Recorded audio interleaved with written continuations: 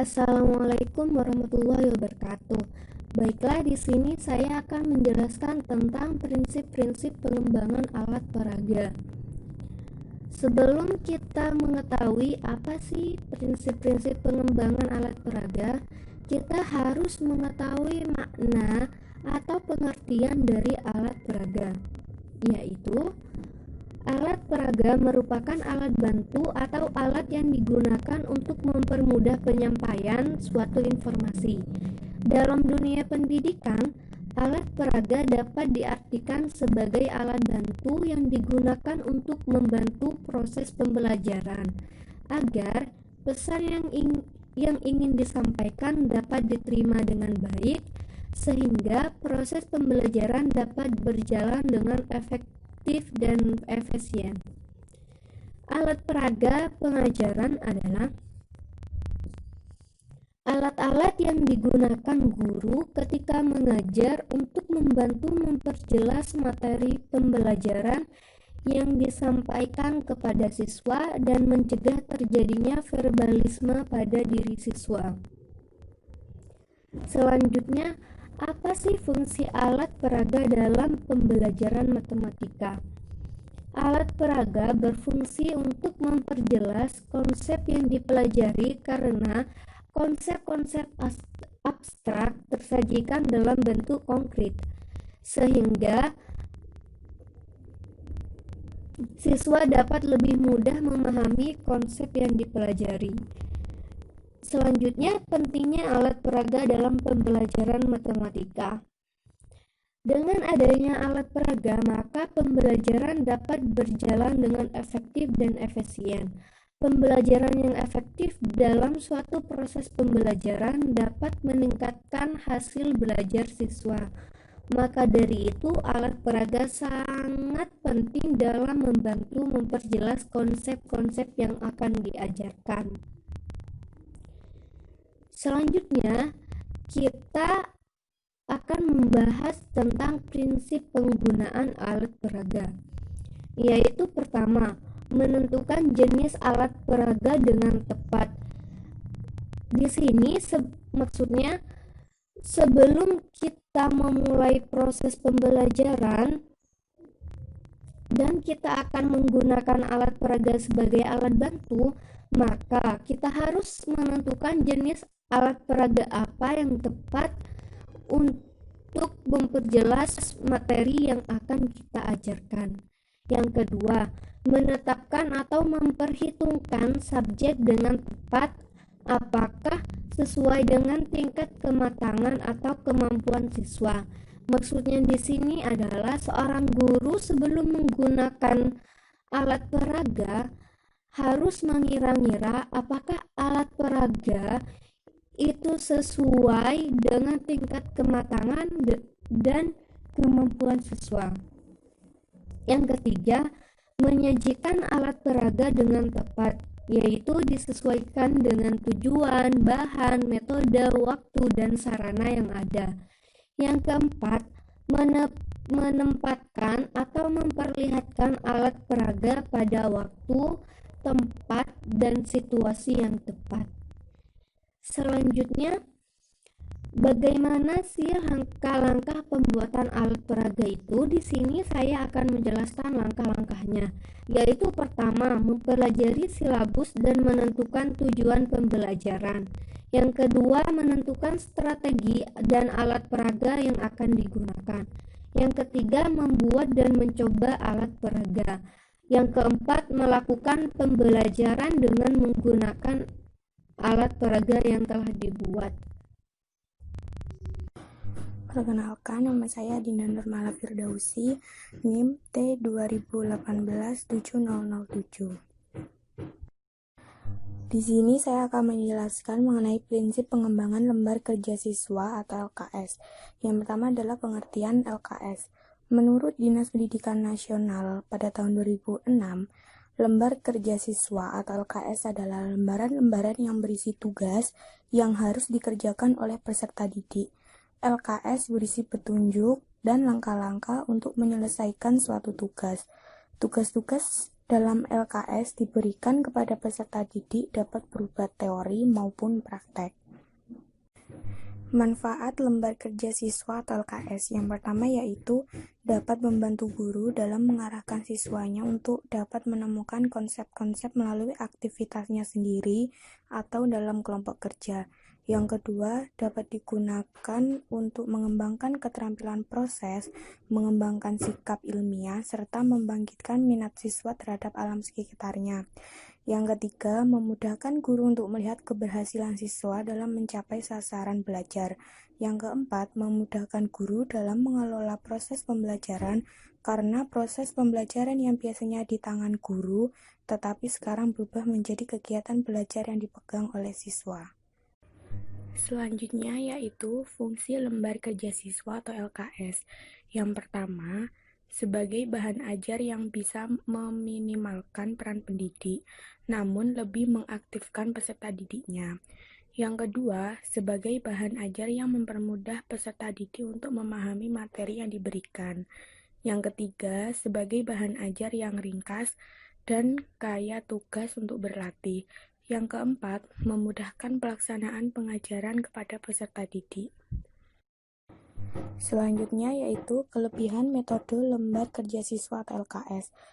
Ada 7 kelebihan metode lembar kerja siswa atau LKS. Yang pertama yaitu dapat menjadikan media pembelajaran mandiri bagi siswa. Yang kedua, meningkatkan aktivitas siswa dalam mengikuti kegiatan belajar mengajar.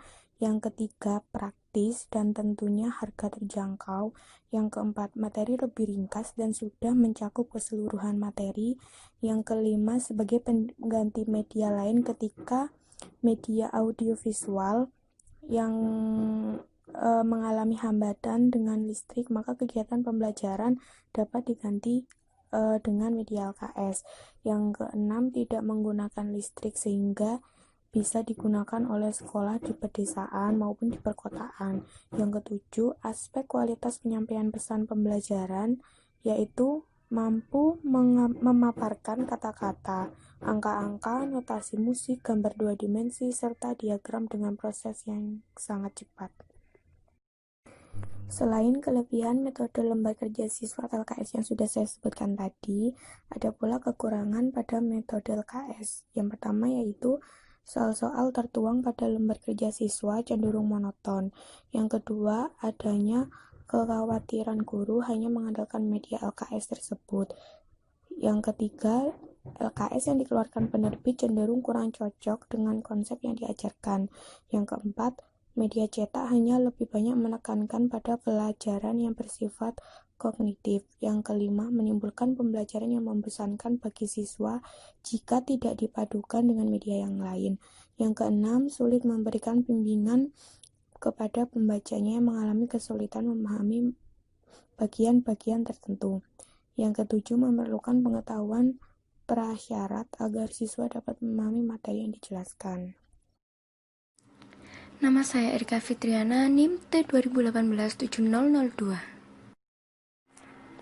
Unsur-unsur lembar kerja siswa. Jika dilihat dari formatnya, terdapat 8 unsur-unsur di dalam lembar kerja siswa. Yang pertama yaitu judul. Yang kedua, kompetensi dasar yang akan dicapai. Yang ketiga, waktu penyelesaian. Yang keempat, peralatan atau bahan-bahan yang diperlukan untuk menyelesaikan tugas. Yang kelima, informasi singkat. Yang keenam, langkah-langkah kerja. Yang ketujuh, tugas yang dilakukan. Yang kedelapan, laporan yang harus dikerjakan. Terdapat juga langkah-langkah penyusunan lembar kerja siswa. Yang pertama yaitu melakukan analisis kurikulum. Analisis kurikulum yang dimaksud untuk menentukan materi-materi mana saja yang kiranya memerlukan bahan ajar LKS yang sesuai dengan kurikulum yang berlaku. Yang kedua yaitu menyusun peta kebutuhan LKS. Dalam hal ini, penyusunan LKS sangat diperlukan guna mengetahui jumlah LKS yang harus ditulis dan urutan-urutan LKS sangat diperlukan dalam menentukan prioritas penulisan. Yang ketiga yaitu menentukan judul LKS. Judul LKS ditentukan atas dasar kompetensi dasar materi pokok yang terdapat di dalam materi. Yang keempat yaitu penulisan LKS. Penulisan lembar kerja siswa di sini meliputi A. Merumuskan kompetensi dasar. Rumusan kompetensi pada LKS langsung diturunkan dari kompetensi dasar dan indikator dalam silabus. B. Menentukan alat penilaian. Penilaian dilakukan guna mengetahui proses kerja dan hasil kerja peserta didik. C. Penyusunan materi. Penyusunan materi LKS tergantung pada kompetensi dasar yang akan dicapai. Materi LKS berupa informasi pendukung, yaitu gambaran umum atau ruang lingkup substansi yang akan dipelajari. Materi LKS diambil dari berbagai sumber seperti buku, majalah, internet, jurnal hasil penelitian, dan lain-lainnya. Kualitas penilaian LKS. Kriteria penilaian suatu LKS yang disusun mengacu pada syarat didaktif, konstruksi, dan teknis. Syarat-syarat didaktif mengatur tentang penggunaan LKS yang bersifat universal dapat digunakan dengan baik untuk siswa yang lamban ataupun yang pandai. Syarat konstruksi berhubungan dengan penggunaan bahasa, susunan kalimat pada tulisan, gambar, penampilan dalam LKS, dan lain-lainnya. Kita lanjut pada materi multimedia. Apa itu multimedia? Multimedia tersusun dari dua kata, yaitu multi dan media. Multi dalam KBBI, Kamus Besar Bahasa Indonesia, berarti banyak atau lebih dari satu. Sedangkan media secara harfiah berarti perantara. Kaitannya dengan pembelajaran, yaitu media merupakan sebuah perantara atau penyalur pesan pembelajaran. Media kan banyak-banyaknya, ada media visual, media cetak, media audio, maka multimedia adalah penggabungan dari seluruh media, baik gambar, audio, animasi, suara, video, itu dijadikan satu kesatuan yang membuat suatu pengalaman belajar bagi siswa, seperti dalam kehidupan nyata di sekitarnya. Jadi dengan multimedia, siswa itu dapat memperoleh pengalaman yang lebih mendekati nyata daripada penggunaan media itu sendiri. Lalu, apa pengertian pembelajaran multimedia? Pembelajaran multimedia adalah suatu kegiatan belajar mengajar di mana dalam penyampaian bahan pelajaran yang disajikan kepada siswa, guru menggunakan atau menerapkan berbagai perangkat media pembelajaran. Jadi, dapat disimpulkan bahwa pembelajaran multimedia itu pembelajaran di mana guru dalam menyampaikan materinya itu menggunakan seperangkat media, bukan hanya satu media, tapi guru itu mengkombinasikan beberapa media menjadi suatu alat yang bisa mentransferkan pengetahuannya. Jadi itu pembelajaran multimedia. Perkenalkan, nama saya Titis Indah Setiawati, NIM T 2018-7014. Di sini saya akan menjelaskan tentang jenis-jenis multimedia. Yang pertama yaitu multimedia hiperaktif.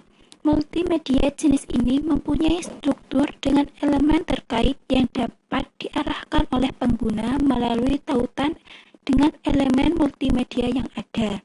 Contohnya, World Wide Web, website, mobile banking, game online, dan lain-lain. Yang kedua yaitu multimedia interaktif, di mana pengguna atau user dapat mengontrol secara penuh mengenai apa dan kapan elemen multimedia akan ditampilkan atau dikirimkan. Multimedia interaktif ini merupakan multimedia yang memungkinkan pemakainya dapat melalui respon terhadap informasi melalui kontrol navigasi yang telah disediakan. Contohnya, game, CD interaktif, aplikasi program, virtual reality, dan lain-lain. Yang ketiga yaitu multimedia linier.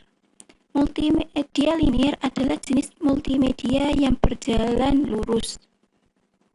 Maksudnya, di mana tidak ada navigasi dari pengguna, artinya pengguna tidak dapat memberikan respon terhadap informasi yang disajikan dari jenis linear ini. Multimedia jenis ini bisa dilihat pada semua jenis film, tutorial video, dan lain-lain.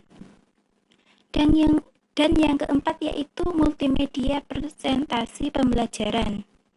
Multimedia presentasi pembelajaran ini adalah alat bantu guru dalam melaksanakan proses pembelajaran di kelas dan tidak untuk menggantikan peran guru secara keseluruhan.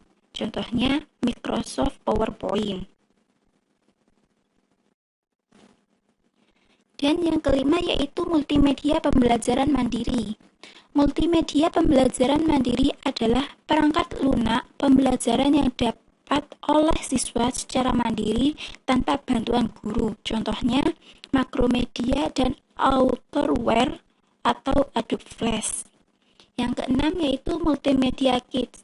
Multimedia Kits adalah kumpulan pengajaran, bahan pembelajaran yang melibatkan lebih dari satu jenis media dan diorganisir sekitar topik tunggal. Yang termasuk Multimedia Kits adalah CD-ROM, slide, kaset, audio, gambar diam, studi cetak, transparansi overhead.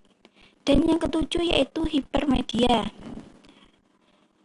Dokumen berurut terdiri dari teks, audio, informasi visual disimpan dalam sebuah komputer. Contohnya, dengan pembelajaran menggunakan link pada sebuah web.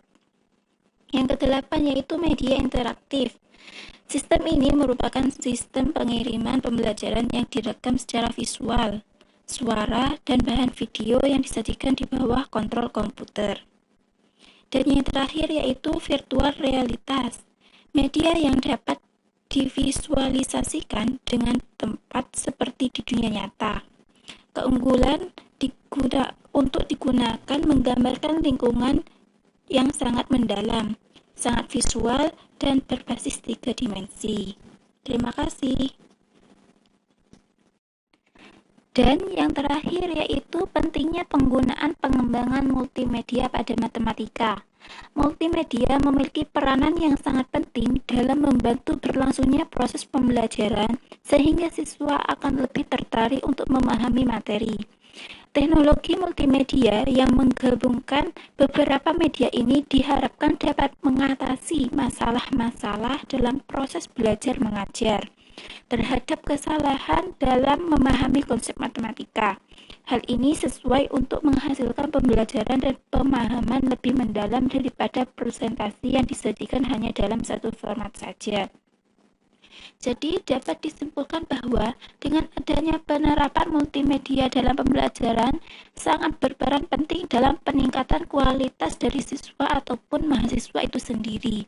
Selain itu juga dengan adanya multimedia tersebut, proses pembelajaran akan menjadi lebih praktis, inovatif, efektif, serta lebih mudah dipahami dan diterapkan berdasarkan model dan contoh multimedia yang disuguhkan. Sekian dari saya, terima kasih. Wassalamualaikum warahmatullahi wabarakatuh.